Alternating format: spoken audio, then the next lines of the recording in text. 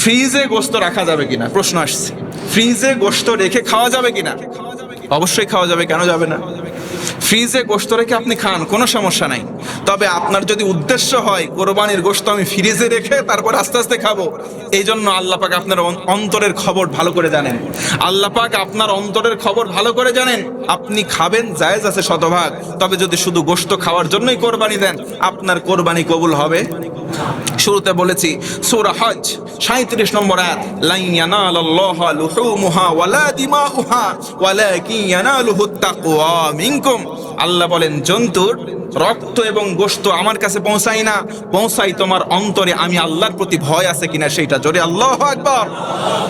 প্রশ্ন করেছিলাম শুরুতেই, আল্লাহ একটা জন্তুর মধ্যে তো চামড়া থাকে, রক্ত থাকে, গোশত থাকে, হাড় থাকে, চর্বি থাকে, তাহলে তুমি আল্লাহ কেন অন্যান্য জিনিসের নাম না বলে শুধু রক্ত আর মাংসের কথা বললে? আমাদের কাছে আরেকটা প্রশ্ন আসে যে হুজুর গোশতরে মাংস বলা যাবে কিনা? প্রশ্ন আছে কি নাই? আছে কি নাই?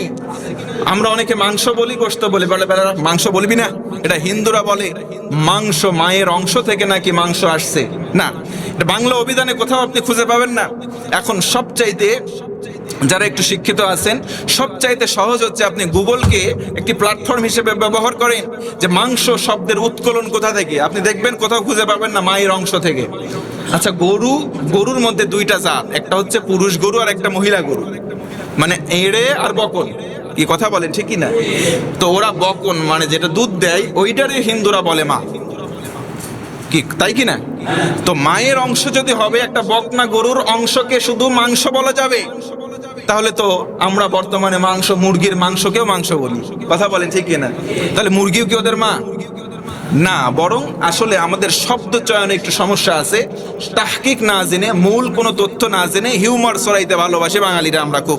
মাংস বলবেন আপনি শতভাগ জায়েজ আছে, আপনি মাংস বলবেন, আপনি গোশত বলবেন, কোনো সমস্যা নাই, কোনো সমস্যা নাই। মায়ের অংশ থেকে মাংস আসছে, এটা একবারে মূর্খ মানুষ ছাড়া কোনো শিক্ষিত মানুষ বলতে পারে না। আপনি বলবেন, মাংসও বলতে পারেন, গোশতও বলতে পারেন, কোনো সমস্যা নাই। আল্লাহ সঠিক বুঝদান করুক, পড়েন আমিন।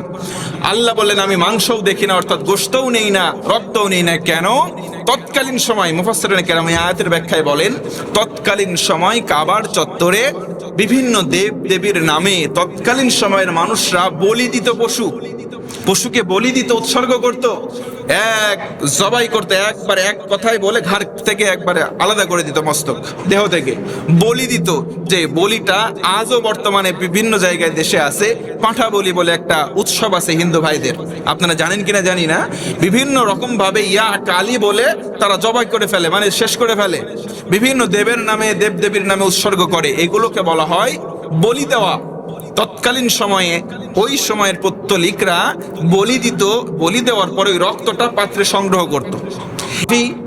জবাই ওই গাভীর পেটের মধ্যে আরেকটা বাচ্চা ছিল, বাছুর ছিল, এটার হুকুম কি হবে? এমন দৃশ্য হয় কি হয় না? হতে পারে কি না?